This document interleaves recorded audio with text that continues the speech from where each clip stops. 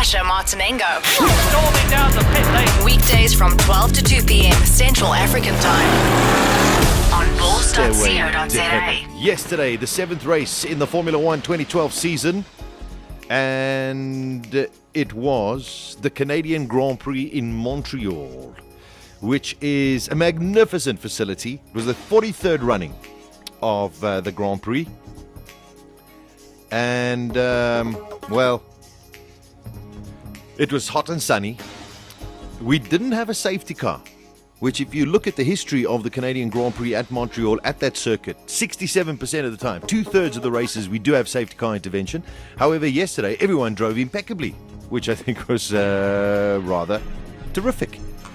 Also, the weather didn't throw up any curveballs and variables, so it gave us a straight fight as to what we actually wanted to see. We wanted to see who actually has got the fastest car out there, who can actually work out their strategies the best, and we all saw it unfold yesterday.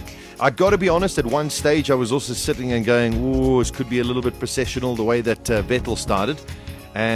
However, things changed dramatically. All right, so Mag South Africa says, can't bring myself to talk about it. Too much pain. Simpiwe W says, it looked like a win for Ferrari. These tyres are unpredictable. Nice one. All right, that's a very interesting comment. Also, who could win his first title? Not sure. If he just gets a ride. 7 winners in 7 races. Maybe talking about Perez or Grosjean. Maybe Grosjean, because Grosjean was terrific yesterday as well. Live streaming of the Le Mans race. It won't be live streaming. There could be a live stream, Danger Boy 19, but I suppose via Le Mans radio. All right, so not too sure if that is what you were looking for.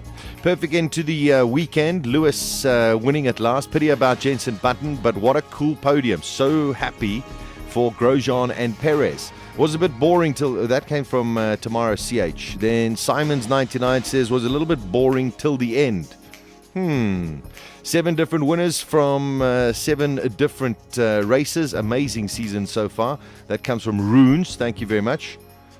Hammond will be thawing out in the bushes. Oh, I think it's got something to do with Top Gear, not to do with Formula 1. A couple more tweets that are coming through as well. Comments on, oh, there we go. What was Ferrari thinking? Yeah, all right. Always enjoyed the Fire Corporation. Thanks, Darren. RS Nav says, what was Ferrari thinking? I failed to understand. This comes from IzzyXI. I failed to understand how a massive team like Ferrari with huge technology and intelligent people can't make simple decisions. Absolutely sublime race by Lewis. Alonso too. Other than that, they're not putting flop at the end. Awesome drives by Grosjean and Perez. That comes from Marlon Goss. So loads of comments coming through, and this one, another one. Igobiai Yell. Ferrari's loony tactics cost Alonso second place. At the very least, he could have got third. Ferrari should have put Alonso into the pits after Hamilton. Instead of him finishing 5th, he would have finished 2nd. Really good to see Lewis Hamilton win. Works hard and deserved it. Plus, the Drivers' Championship has become even more interesting. That word is banned. Never been a big fan of F1, though, through a lack of understanding. Loving it now, and cannot wait to see the next race. That's very, very cool. Nice comment. Thank you very much. That comes from M. Scumbi as well. Why can't Merc get Schumi's car right? One hand, I'm glad Ferrari finally decide their own strategy, but on the other hand, don't think yesterday was the right time. All right, so let's go in a little bit of a timeline as to what happened yesterday in the Formula 1 race. On the Saturday, Sebastian Vettel was in a class of his own when it came to qualifying. Now, we worked out that Red Bull had decided that they probably weren't going to have all-out straight line speed over race distance. So they went for the qualifying lap. And we have seen this year, out of 5 of the 6 races, or actually now 6 out of the 7 races, the winner has come from the front row of the grid. So Vettel was in pole position where you really, really want to be. He took off yesterday in the race and held a relatively comfortable lead over Lewis Hamilton, with Fernando Alonso just behind him. From there, it was just those three that you had to concentrate on, because it really looked as though those were the three that were going to take the top three spots. However, if you watched on the timing screens, you would have noticed that all of a sudden, Sebastian Vettel's tyres started to fall off, meaning his times got slower and slower. He was the first to pit, which sort of released Lewis Hamilton and Fernando Alonso into a little bit more of clear air. Lewis went for another lap, put in a great time, and went into his pit box, coming out ahead of Sebastian Vettel. Then Alonso did another lap. He himself put in his personal best, came into pit, came out ahead of Lewis Hamilton. So Fernando Alonso was leading the race, but because his tyres were not up to temperature, Lewis already had one lap on them. Lewis easily passed Fernando Alonso on the long back straight. So Lewis Hamilton was in control. Everyone had made a pit stop. In the back section of the race, Jenson Button was having all sorts of problems, just cannot get to grips, pardon the pun, with these new Pirelli tyres. And Michael Schumacher, I just don't know. Things are not going according to plan. When he returned to Formula One with Mercedes-Benz, I think there was a plan that he would become an 8th-time world champion with Mercedes. He's just having the world's most rotten luck. Another retirement for Michael Schumacher. Guys who had... There were drivers and teams yesterday that opted for one-stop and for two-stop strategies. And this is where it all started getting very, very exciting. Lewis Hamilton was ahead. Fernando Alonso was second.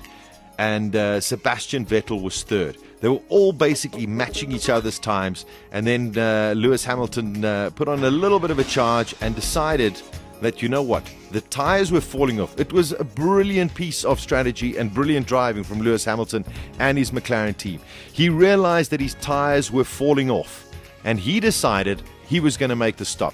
And this is what I think Alonso and Vettel were waiting for. They were waiting for Hamilton to make the jump. From there, both, I think at this stage, Red Bull and Ferrari decided, you know what, let's try and push all the way until the end of the race.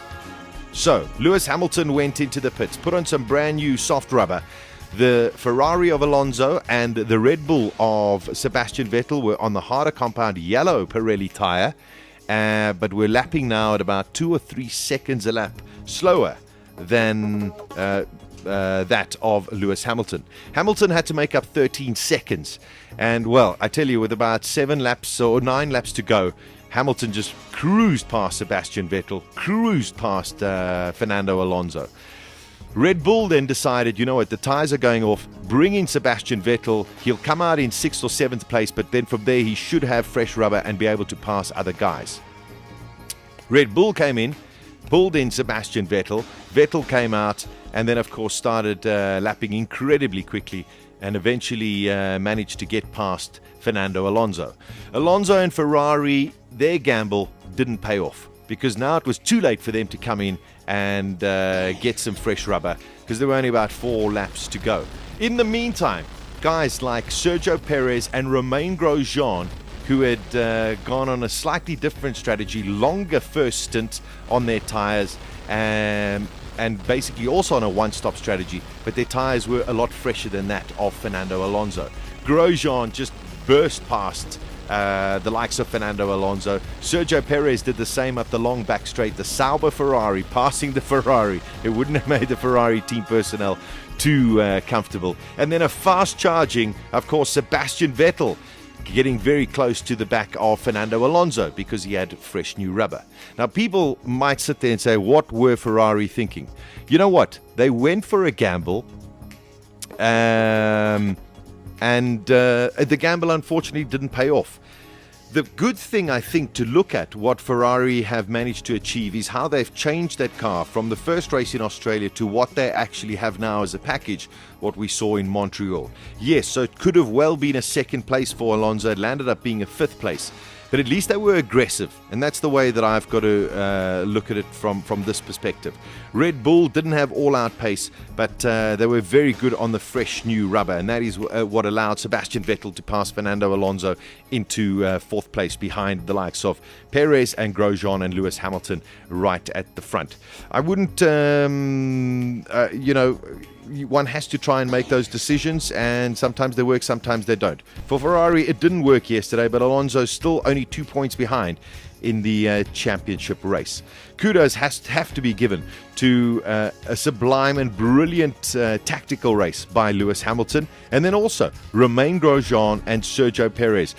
The Sauber looked so ordinary when it came to qualifying on the Saturday, but in race pace, he really had a very, very good strategy and managed to finish on the podium yet again. Romain Grosjean, I've been talking him up the whole season, kept his nose clean going into the first corner, and from there just made that Lotus what it actually could perform yesterday. Kimi Räikkönen not quite up to the same level as Romain Grosjean.